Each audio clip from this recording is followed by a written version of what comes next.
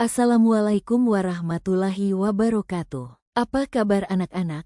Alhamdulillah, kita bertemu lagi dalam pembelajaran sejarah kebudayaan Islam. Pada pembelajaran kali ini, kita akan membahas materi tentang khalifah-khalifah terkemuka Daulah Umayyah. Nah, sebelum kita mulai pembelajaran, mari kita bersama-sama berdoa terlebih dulu dengan mengucapkan basmalah. Bismillahirrohmanirrohim. Nah, tujuan pembelajaran kali ini adalah 1. Menyebutkan tokoh-tokoh khalifah terkenal dari Daulah Umayyah. 2. Menjelaskan latar belakang dan biografi singkat tiap khalifah. 3. Menjabarkan kontribusi dan prestasi mereka bagi dunia Islam. 4. Mengambil nilai-nilai keteladanan dari kepemimpinan mereka.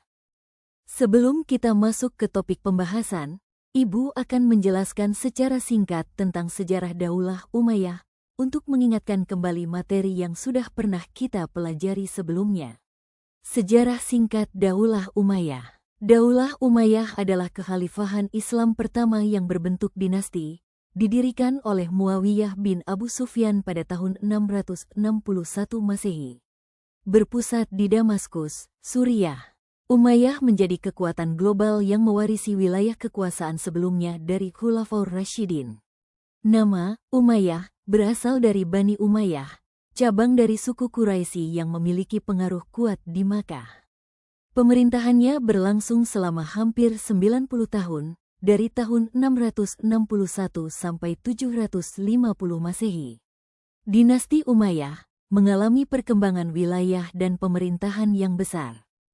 Adapun ciri khas pemerintahan Daulah Umayyah adalah pemerintahan bersifat monarki herediter atau turun-temurun, mengembangkan administrasi modern yang mengadopsi unsur Persia dan Romawi Timur.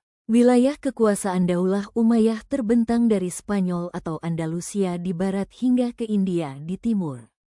Hal ini menjadikan Daulah Umayyah menjadi kekaisaran terbesar pada masanya.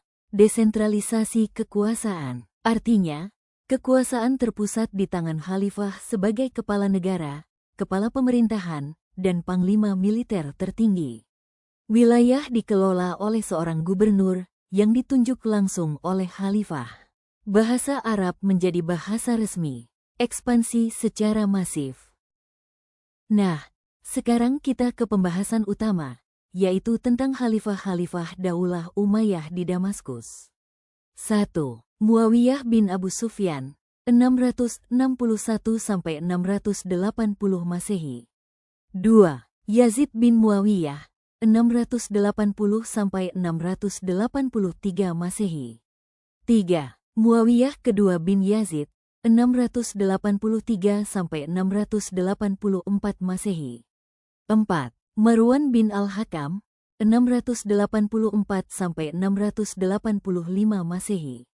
5. Abdul Malik bin Marwan, 685–705 Masehi. 6. Al-Walid bin Abdul Malik, 705–715 Masehi. 7. Sulaiman bin Abdul Malik, 715–717 Masehi. 8. Umar bin Abdul Aziz, 717–720 Masehi. 9. Yazid bin Abdul Malik, 720–724 Masehi. 10. Hisham bin Abdul Malik, 724–743 Masehi. 11. Al-Walid bin Yazid, 743–744 Masehi. 12. Yazid bin Al-Walid, Yazid ketiga, 744 Masehi. 13. Ibrahim bin Al-Walid, 744 Masehi. 14. Marwan bin Muhammad, Marwan kedua, 744–750 Masehi. Tidak semua khalifah Daulah Umayyah akan kita bahas di sini, akan tetapi kita hanya membahas beberapa khalifah terkenal dari Daulah Umayyah. 1. Muawiyah bin Abu Sufyan. Lahir pada tahun 602 Masehi di Mekah. Beliau termasuk penulis wahyu Nabi Muhammad SAW. menjadi gubernur Syam sejak masa Khalifah Umar bin Khattab, merupakan pendiri Daulah Umayyah, dan khalifah pertama setelah Hasan bin Ali menyerahkan kekhalifahan kepadanya pada tahun 661 Masehi. Prestasi Muawiyah bin Abu Sufyan antara lain, memindahkan ibu kota Islam ke Damaskus, membentuk Angkatan Laut pertama dalam sejarah Islam, menyatukan umat Islam pasca Perang Saudara, Fitnah Kubra, menjalankan pemerintahan dengan sistem administrasi yang lebih modern. 2.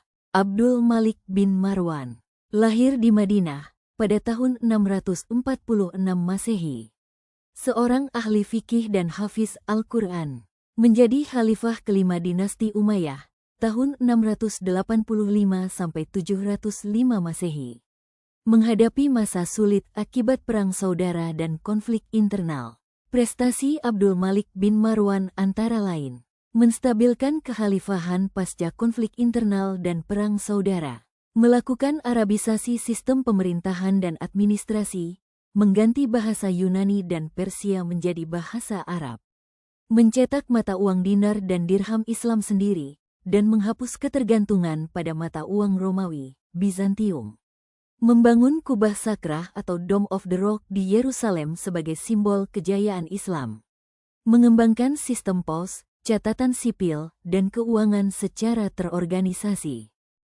3. Al-Walid bin Abdul Malik, merupakan putra dari Abdul Malik bin Marwan, memimpin pada tahun 705 sampai 715 Masehi. Pemerintahannya dikenal sebagai masa ekspansi besar-besaran.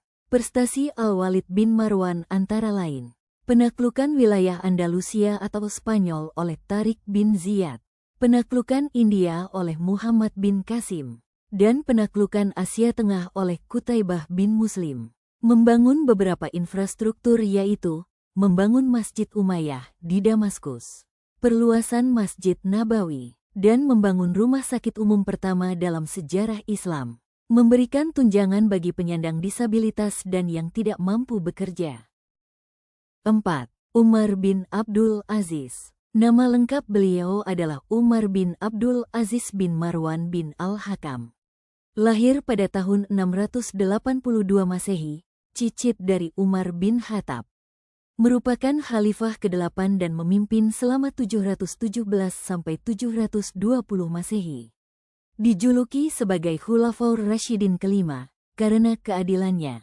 Prestasi Khalifah Umar bin Abdul Aziz, menghapus pajak jizyah untuk mualaf, mendorong dakwah Islam secara damai, bukan militer, membuat kebijakan pro-rakyat, dengan memotong anggaran kerajaan dan membagikan kekayaan negara kepada fakir miskin.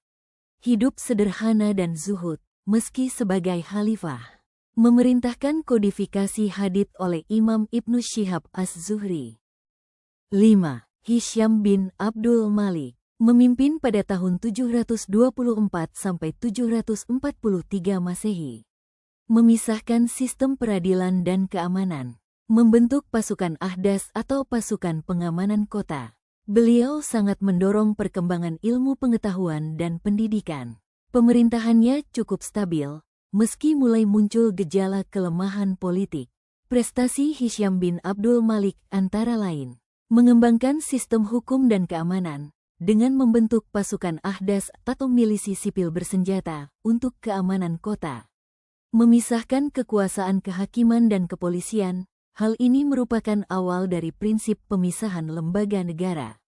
Mengembangkan pendidikan dan ilmu pengetahuan, dengan membuka pusat-pusat belajar. Mendukung ilmuwan dan penerjemahan karya asing. Meski terjadi gejolak politik menjelang akhir pemerintahannya, Hisyam dikenal sebagai pengelola negara yang tegas dan tertib. Nah, dari pembelajaran kali ini kita dapat menarik kesimpulan bahwa Daulah Umayyah merupakan dinasti pertama yang memimpin kekhalifahan Islam dan memberikan kontribusi besar dalam ekspansi wilayah Islam. Meskipun menghadapi banyak tantangan internal dan eksternal, banyak khalifah yang berhasil memperkenalkan reformasi penting dan membangun fondasi administrasi Islam yang kuat. Sekian video pembelajaran pada kesempatan kali ini, semoga bermanfaat. Terima kasih.